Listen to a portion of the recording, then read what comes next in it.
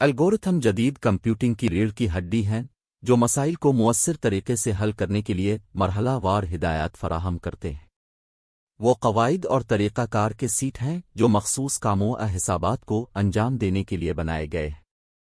Data को छांटने से लेकर रूट्स को बेहतर बनाने तक एल्गोरिथम मुख्तलिफ टेक्नोलॉजीज़ और एप्लीकेशंस को ताकत देते हैं जिनका हम रोज़ाना सामना करते हैं। वो मुतनव्वे शक्लों में आते हैं, कंप्यूटर साइंस, रियाजी और मसनूई ज़हानत जैसे शोबों में मुख्तलिफ चैलेंजों से निमटने के लिए तैयार किए गए हैं।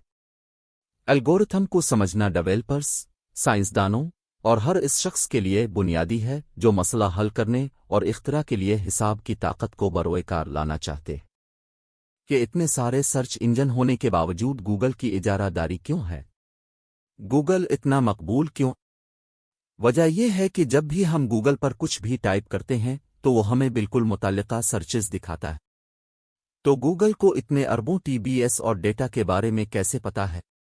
वो कौन से इक़दामात और बेंचमार्क्स हैं जो गूगल हमारे सामीन को चेक करने और मुताल्लिका तलाश करने के लिए इस्तेमाल करता है? इसकी बुनियादी वजह गूगल के हैरत अंगेज़ एल्गोरिथम है। आज की वीडियो में मैं आपको गूगल के टॉप 5 एल्गोरिथम के बारे में बताने जा रहा हूं।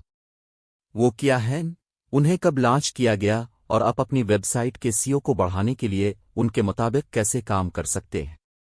तो शुरू करते हैं। तो आइए बात करते हैं कि ये एल्गोरिथम क्या है। जब मैंने आपको सर्च इंजन के काम की वजाहत की तो मैंने आपको बताया कि इंटरनेट पर बहुत ज़्यादा डेटा मौजूद है।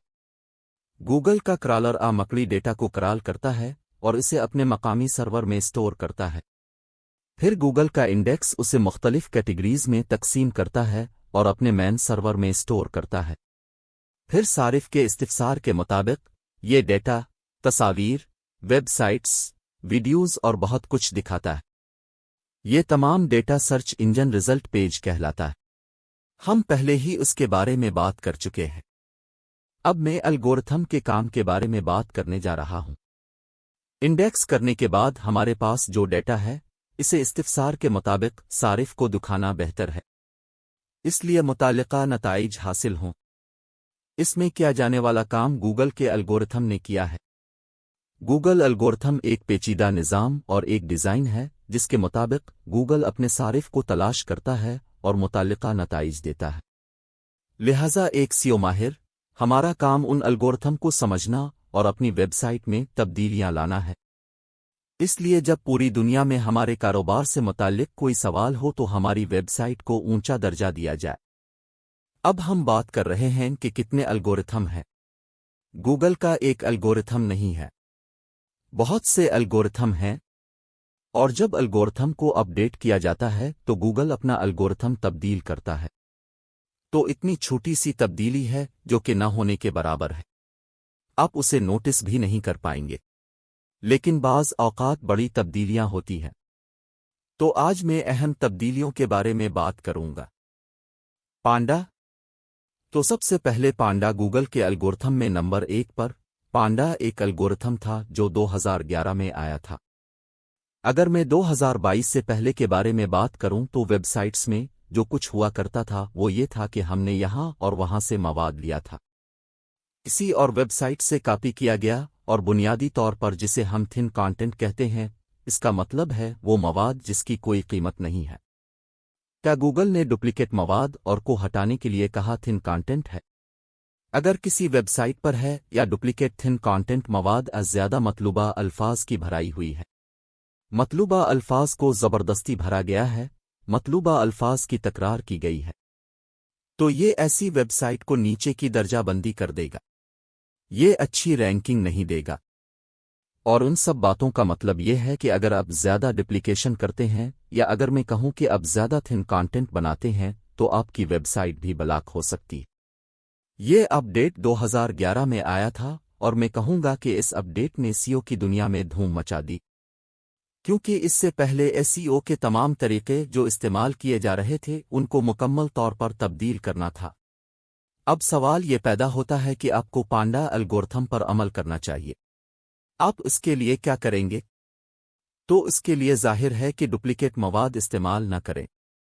मियारी मवाद को एक नए कंटेंट राइटर को लिखना होता है। लिहाजा इस बात को यकीनी बनाएं कि आपकी वेबसाइट पर जो भी मवाद है वो डुप्लीकेट नहीं है, प्लेजराइज नहीं है, कहीं से कॉपी नहीं किया गया है। तो मजमूई तौर पर मैं कहता हूं कि इस एल्गोरिथम से निपटने के लिए आपको मियारी मवाद पर तवज्जो देना होगी।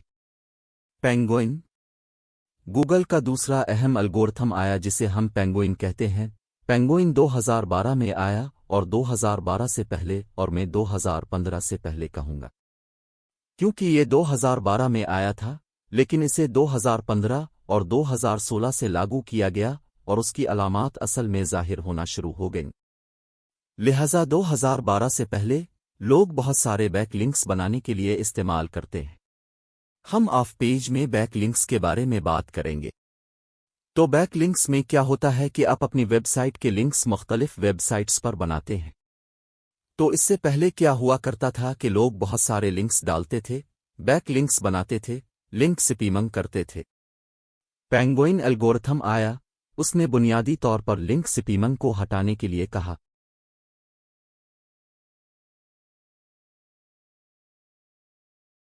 यानी कोई भी वेबसाइट जो लिंक्स को गलत तरीके से इस्तेमाल कर रही है वो लिंक स्पैमिंग का इस्तेमाल कर रही है, और आप कह सकते हैं कि वो गैर फितरी तरीके से बैक लिंक्स बना रहे हैं। उन्होंने नीचे की दर्जाबंदी की। अब सवाल ये पैदा होता है कि आप इस एल्गोरिथम से कैसे निपटेंगे। तो इसके लिए मुझे ये कहने की ज़रूरत नहीं कि मियारी बैक लिंक्स बनाएं। आला इख्तियार वाले डोमेन्स पर बैक लिंक्स बनाएं, क्योंकि जैसा कि मैं आने वाली वीडियोज़ में कहूंगा कि अगर आपका लिंक हाई अथॉरिटी डोमेन पर बनाया गया है और 100 गैर फितरी लिंक्स बनाए गए हैं तो वो बराबर है। इसलिए यकीनी बनाएं कि आप कम बैक लिंक्स बनाते हैं, लेकिन क्वालिटी बैक लिंक्स पर तवज्जो दें। हमिंगबर्ड। अब गूगल का तीसरा अहम एल्गोरिथम आता है जिसे हमिंगबर्ड कहते हैं। हमिंगबर्ड 2013 में आया था और इस एल्गोरिथम के मुताबिक मतलूबा अल्फाज की भराई रोक दी गई थी। ये वो लोग हैं जो अपने मवाद में ज़रूरत से ज़्यादा मतलूबा अल्फाज डाल रहे हैं। उनके कारोबार से मुताल्लिक उनका कलीदी लफ्ज़ बहुत लफ्ज़ों में आ रहा है। यहाँ मतलूबा अल्फाज की कसाफत पर बहुत ज़्यादा तवज्जो मरकूज़ की गई थी। अब सवाल ये पैदा होता है कि आप इस एल्गोरिथम से कैसे निपटेंगे। तो इसके लिए वाज़ेह बात यह है कि आपको ज़्यादा मतलूबा अल्फाज की भरमार करने की ज़रूरत नहीं है। अपने मतलूबा अल्फाज टाइम टू टाइम की कसाफत चेक करते रहें और मियारी मवाद लिखें। लिहाजा आप हमिंगबर्ड एल्गोरिथम से निपटने के काबिल हो जाएंगे और अच्छी रैंकिंग हासिल कर सकेंगे। अब गूगल के बहुत अहम एल्गोरिथम का वक्त आ गया है और इस एल्गोरिथम का नाम रैंक बरेन है। रैंक बरेन 2015 में आया और गूगल खुद कई बार कह चुका है कि रैंक बरेन एक बहुत अहम एल्गोरिथम है। तो गूगल ने कहा कि यह हमारे लिए भी अहम है। लिहाजा बुनियादी तौर पर इस एल्गोरिथम में गूगल का मकसद अपने सारिफीन को बेहतरीन मुताल्लिका नताइज फराहम करना था। क्योंकि जैसा कि मैंने आपको बताया, गूगल बेहतरीन क्यों है? क्योंकि ये आपको बहुत सारी मुताल्लिका तलाश देता है। तो गूगल हमसे क्या तवक्को रखता है? इसे ईमानदारी से बताएं कि आपका मवाद किस बारे में है। अब सवाल ये पैदा होता है कि हम रैंक बरेन से कैसे निपटेंगे। गूगल का मकसद क्या है? सारिफ को मुताल्लिका तलाश फराहम करने के लिए। तो हम इस मकसद को हासिल करने में गूगल की मदद कैसे करेंगे? आपको सिर्फ मुताल्लिका मवाद लिखना है। अब जो भी कलीदी लफ्ज़ डालें वो सारिफ के इरादे के मुताबिक होना चाहिए। इस एल्गोरिथम के आने के बाद सारिफ के इरादे वाले कलीदी अल्फाज इस्तेमाल किए गए, जिनके बारे में हम कलीदी अल्फाज की तहकीक के दौरान बात करेंगे। और जो भी आपकी सोशल मीडिया शोहरत है, इसका ताल्लुक आपके मवाद से होना चाहिए। और आप जो कुछ कर सकते हैं वो है अपनी सोशल मीडिया की साख में इजाफा। मुख्तलिफ सोशल मीडिया पर मुताल्लिका सफ़हात बनाकर आप अपनी वेबसाइट को मज़ीद फ़रोग़ दे सकते हैं कि हमारे पास मुताल्लिका मवाद है जो सारिफ के इरादे के मुताबिक है। लिहाजा ये एक बहुत अहम एल्गोरिथम है और हम आने वाली वीडियोज़ में बहुत कुछ बात करेंगे। Page experience update. अब हम उन 4 एल्गोरिथम के बारे में बात करते हैं जिनके बारे में हमने अब तक बात की है। ये बहुत पुराना था, जो 2016 से पहले आया था। अब मैं इस वीडियो में एक हालिया अपडेट शामिल करना चाहता था। اور وہ اپڈیٹ 2021 ہے۔ 2021 میں ایک اپڈیٹ آیا جسے ہم نے صفحہ تجربہ اپڈیٹ کہا۔ اس اپڈیٹ میں گوگل نے اس بات پر توجہ مرکوز کرنا شروع کی کہ جب میرا صارف کسی ویب سائٹ پر جا رہا ہے تو کس قسم کا صارف تجربہ حاصل کیا جا رہا ہے۔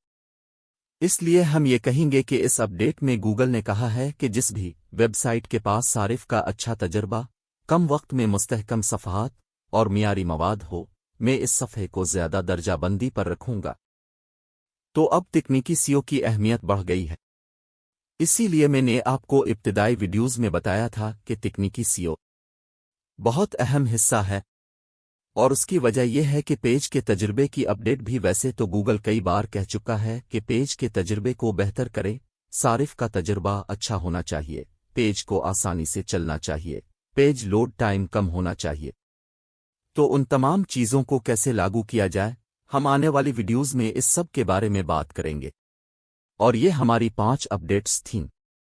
ویسے بہت سے الگورتھم ہیں اور اپڈیٹ ہو سکتے ہیں، میں نے ٹاپ 5 لیے جو مجھے اہم لگے۔ اور اگر آپ کو لگتا ہے کہ گوگل نے اس سے زیادہ اہم کوئی اور الگورتھم اپڈیٹ کیا ہے تو مجھے کمنٹ سیکشن میں بتائیں۔ اور یہ کورس جاری ہے، مکمل سیو کورس، ہم اس میں ہر چیز کے بارے میں بات کریں گے۔ تو دیکھتے رہیں، شکریہ۔